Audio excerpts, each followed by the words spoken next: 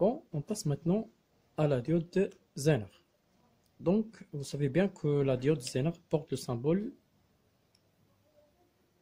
ce symbole ici, donc représente la diode Zener. Est un composant bien sûr qui contient lui aussi deux bornes, l'anode et la cathode. Mais pour les branchements, si on le branche dans le sens direct, il se comporte comme un diode à jonction, c'est-à-dire il conduit le courant à partir d'une tension seule. D'accord? Bon, ce montage, c'est un montage de la diode Zener dans le sens direct, c'est-à-dire le courant entre par A, par le point A, et sort par le point B. La partie réservée pour la variation de l'intensité en fonction de la tension, c'est cette partie-là. D'accord? On voit bien sûr que la diode Zener se comporte comme un diode à jonction. Elle possède lui aussi la tension seuil.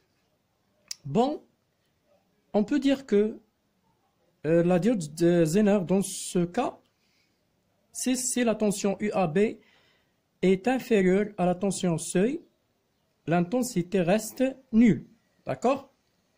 Par contre, si la tension supérieure ou égale à la tension seuil, l'intensité varie, donc l'intensité sera différente de 0. D'accord? Je répète. Premièrement, on a commencé par l'introduction de la diode dans le circuit de la diviseur de tension dans le sens direct, c'est-à-dire A est lié à la borne plus de générateur. D'accord? Bon, dans ce cas, la diode Zener se comporte comme une diode à jonction, c'est-à-dire elle conduit le courant à partir d'une tension seuil. Bon, si la tension UAB est supérieure à US, E égale, l'intensité devient non nulle. Par contre, si la tension UAB est inférieure à la tension seuil, IAB est égal à 0. Maintenant, le branchement de la diode sera bien sûr inverse.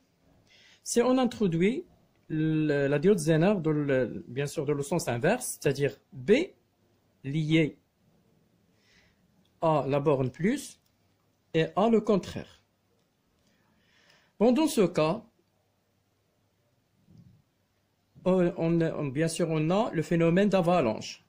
C'est-à-dire, la diode Zener va conduire le courant, mais à condition que la tension UB1 soit supérieure ou égale à la tension UZ.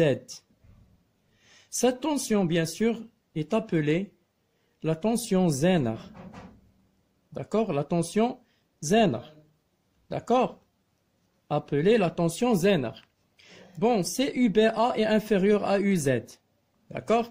CUBA est inférieur, c'est-à-dire la valeur se trouve ici. La tension EBA est nulle. Par contre, CUBA est supérieur ou égal à la tension UZ, bien sûr l'intensité devient non nulle. D'accord?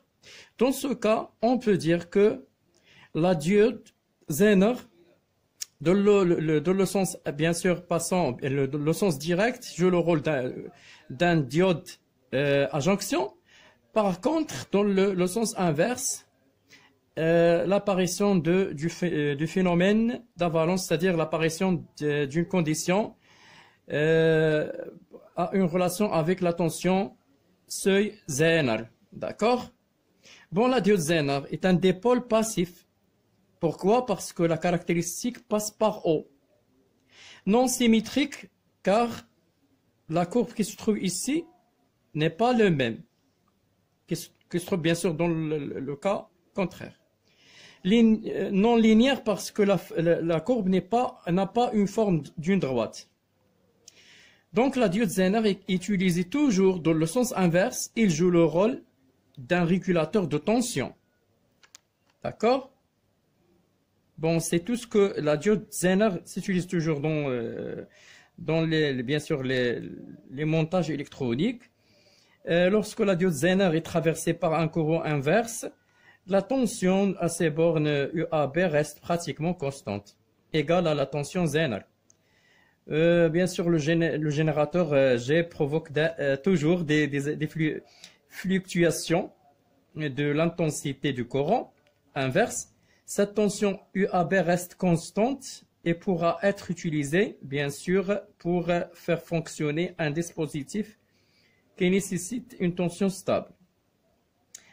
Pour la protection, bien sûr, si aux bornes d'un dispositif électronique, la tension ne doit pas, bien sûr, dépasser une tension maximale UM, par exemple, il suffit de choisir une diode Zener de tension UZ est égale à Umax, UM, que l'on placera en parallèle aux bornes de dispositif et en sens inverse.